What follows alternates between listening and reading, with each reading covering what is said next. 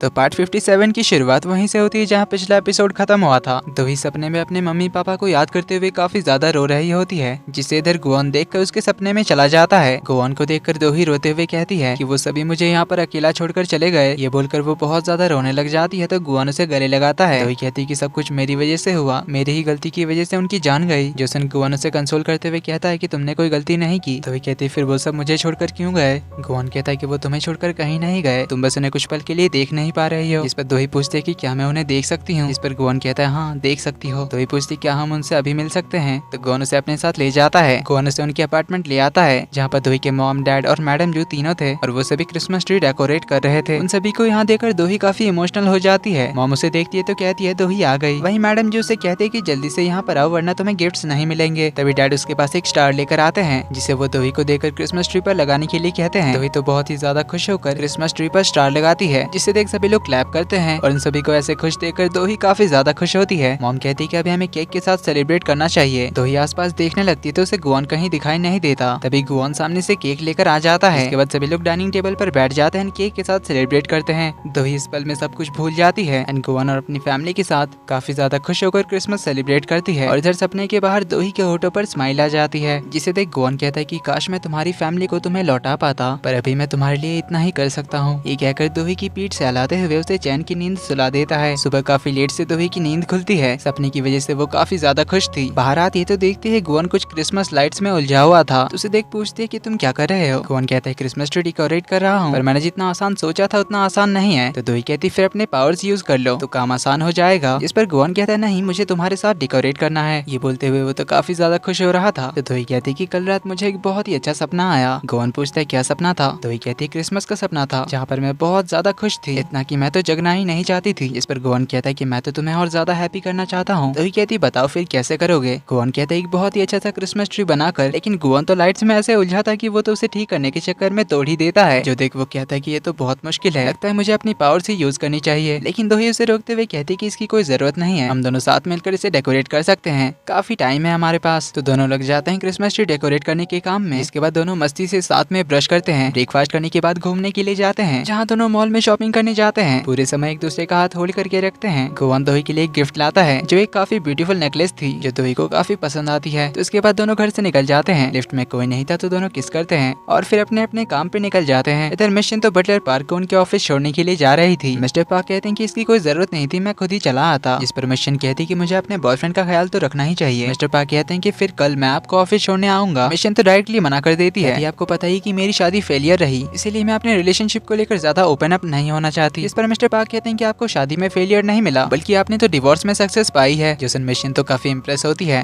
तभी mister park एक lunch का डब्बा निकालते हैं और मिशन से कहते हैं कि याद से खाना खा लेना और काम में ज्यादा बिजी मत हो जाना। उनकी ये सारी बातें सुन मिशन तो और ज्यादा इम्प्रेस होती है। तभी कारिन की सुनवाल फाउंडेशन के बाहर पहुंच जाती है। मिस्टर पार्क तो थोड़ा और वक्त मिशन के साथ बिताना चाहते थे, लेकिन सुनवाल फाउंडेशन तक का रास्ता काफी छोटा था, इसलिए कहते हैं कि कुछ ज्यादा ही जल्दी पहुंच गए। इसीलिए मिस्टर पार्क कार से उतर जाते हैं, पर गलती से टिफिन बॉक्स को साथ लेकर ही उतर जाते हैं। मिशन आगे जाने लगती है तभी उन्हें याद आता है कि टिफिन बॉक्स तो उनके पास ही रह गया है, इसीलिए वो कार के पीछे भागने लग जाते हैं मिशन को कार रोकने का इशारा करते हुए। लेकिन मिशन समझ लेती कि वो तो उन्हें बाय करने के लिए भाग रहे हैं, इसीलिए ये भी हाथ बाहर निकालकर उन्हें बाय करने लग जाती है। और मिस्टर पार्क को ऐसे पीछे भागते हुए आता देखकर मिशन को मिस्टर पार्क काफी क्यूट लगते हैं। मिस्टर पार्क तो भागते हुए थक जाते हैं, इसलिए टिफिन बॉक्स लेकर ही वो ऑफिस चले आते हैं। उन्हें ऐसे हांफता हुआ देखकर गुआन कहता है कि कहीं आप किसी मैराथन से तो नहीं आए। पर मिस्टर पार्क तो गायों के डांस परफॉर्मेंस की तारीफ करते नहीं थक रहे थे, क्योंकि हर जगह सुनवल फाउंडेशन और गायों का नाम छाया हुआ था। इसी के साथ मिस्टर पार्क अपनी भी तारीफ कर लेते हैं, क्योंकि उन्होंने इतना अच्छा शो अरेंज जो किया था। तो गुआन उसे ही दोही के इवेंट का अरेंजमेंट करने के लिए कह देता है और उसे साफ कह देता है कि मुझे इन सब में बिल्कुल भी इन्वॉल्व मत करना, क्योंकि मेरे पास दोही के साथ टाइम स्पेंड करने के अलावा और कोई काम नहीं है। जैसे मिस्टर पार्क कहते हैं कि अच्छा क्या आपको नहीं पता कि आपका असली काम क्या है। गुआन कहता है हाँ पता है, मैं दोही का हस्बैंड हूँ और अभी यही मेरा असली काम है। ये कहकर वो तो बड़ा खुश हो रहा था। जोसन बटलर पूछता है कि तो क्या आप अभी मेरा एफएनबी जाने वाले हो। गुआन कहता है हाँ। ये सुनते ही बटलर तो टिफिन बॉक्स उठाकर गुआन के पास ले आता है। ये देखकर गुआन को लग रहा था कि बटलर ने उसके लिए लंच बॉक्स रेडी किया है। उसे कहता है कि इसकी कोई जरूरत नहीं थी मिस्टर पार्क। तभी बटलर बताता है कि ये आपके लिए नहीं है, ये मिशन के लिए है। आप मेरा एफएनबी जाने ही वाले हो तो इसे मिशन के पास पहुंचा देना। जोसन गुआन कहता है कि मैं तो इसे लेकर नहीं जा रहा। ये कहकर वो निकल जाता है। तो फिर बटलर डिसाइड करता है कि अब तो मुझे ही जाना पड़ेगा, इसी बहाने मिशन से दोबारा मुलाकात भी हो जाएगी। ये बोलकर वो तो निकल जाता है। इधर गुआन बाहर दीवार पर उस पोस्टर को देखता है जिसमें कुछ गंदगी थी, तो उसे वो साफ करने लग जाता है। तभी वहाँ पर गायों आ जाती है तो उसे कहती है कि मुझे पता चला आपकी और दोही के पिछले जन्म के रिश्ते के बारे में, बट डोंट वरी मैं उसे कुछ नहीं बताऊंगी। गोवन पूछता क्या तुम सच में अब्रॉड जाना चाहती हो? अगर मेरी वजह से जा रही हो तो जाने की जरूरत नहीं है, मुझे तुमसे कोई प्रॉब्लम नहीं है। गायन कहती है आपकी वजह से नहीं, मैं अपनी वजह से ही जा रही हूँ, क्योंकि मेरा अब और यहाँ पर रुकना सही नहीं होगा, तो अब से मैं आपको डिस्टर्ब नहीं करूंगी, इसीलिए ऑफिस टाइम से आ जाया करना। ये कहकर वो जाने लगती है तो गोवन कहता है तुम्हारी डांस परफॉर्मेंस बहुत अच्छी थी। गायन ये सुनकर काफी खुश होती है, क्योंकि ये पहली बार था जब गोवन ने उसके डांस को अप्रिशिएट किया था। पर पीछे मुड़कर वो कहती कि ये तो मुझे पता ही है, कुछ नया कहना हो तो बताओ। ये बोलकर वो मुस्कुराते हुए चली जाती है। देन गोवन यहाँ से पहुंच जाता है मेरा एफएनबी, जहाँ पर मिशा तो अपने टैरो कार्ड्स निकाल लेती है अपने सोशल लाइफ का फ्यूचर जानने के लिए। तभी वहाँ पर गोवन आ जाता है, जिसे अचानक से देखकर मिशा तो काफी डर जाती है। गोवन पूछता है क्या इससे सच में फ्यूचर के बारे में पता चल सकता है? मिशा कहती है पूरा फ्यूचर तो नहीं, लेकिन थोड़ा सा पता चल सकता है। इस पर गोवन कहता है चलो फिर मुझे ट्राई करना है, तो फ्यूचर देखने के लिए आप कितना चार्ज करते हो बताओ। सीन कट होता है,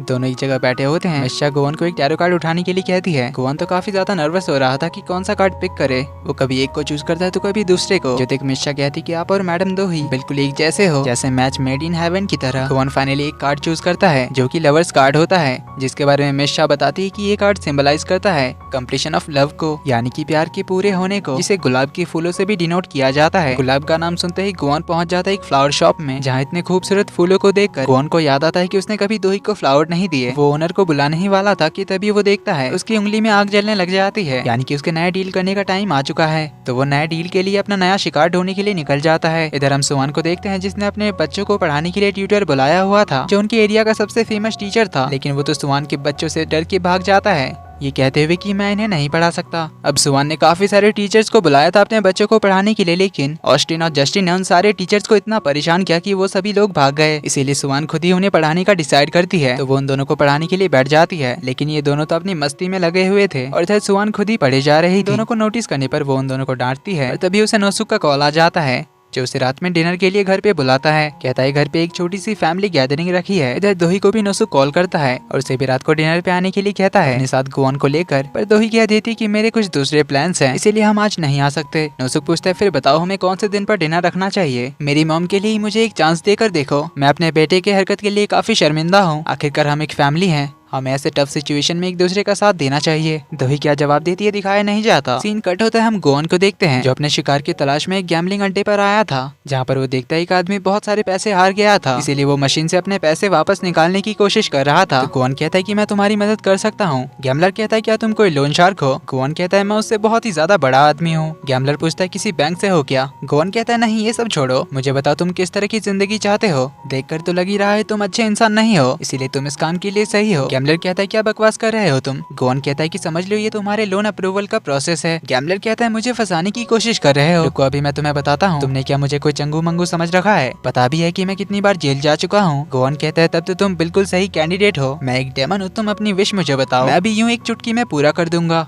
गैम्बलर पूछता है क्या कुछ भी मांग सकता हूँ? गोवन कहता है बस मैं किसी को मार नहीं सकता, किसी को जिंदा नहीं कर सकता, बाकी कुछ भी मांग सकते हो, पर इसके बदले एक कंडीशन है, तुम्हारी आत्मा 10 साल बाद हेल में चली जाएगी। गैम्बलर कहता है 10 साल बाद ना काफी टाइम है, मेरी विश अभी पूरी कर दो। गोवन कहता है बिल्कुल सही डिसीजन लिया तुमने। वो आत्मा बेचने वाली एग्रीमेंट को लाने के लिए अपना हाथ आगे करता है, पर तभी उसकी 2 उंगली जलने लग जाती है। गोवन कहता है इसमें ध्यान देने की कोई जरूरत नहीं है, तुम बस इस एग्रीमेंट पर साइन कर दो। ये कहकर वो उसकी और अपना एग्रीमेंट बढ़ाता है। तभी वहाँ पर वाइल्ड डॉग्स गैंग पहुँच जाते हैं, जो उस गैम्बलर को ही ढूंढते हुए आए थे, पर आगे गोवन को ना पहचान कर वो उसे साइड हटाने लग जाता है, जिससे गोवन तो गुस्से में पीछे मुड़ता है और गोवन के उंगलियों को ऐसे जलता हुआ देखकर ये लोग तो डर ही जाते हैं। इसी के साथ इस पार्ट का एंड यहीं पर होता है। वीडियो पसंद आई तो वीडियो को लाइक कर देना, चैनल पर पहली बार आए तो do subscribe and hit the bell icon. जल्दी ही मिलते हैं अगले पार्ट में, तब तक के लिए take care and bye bye.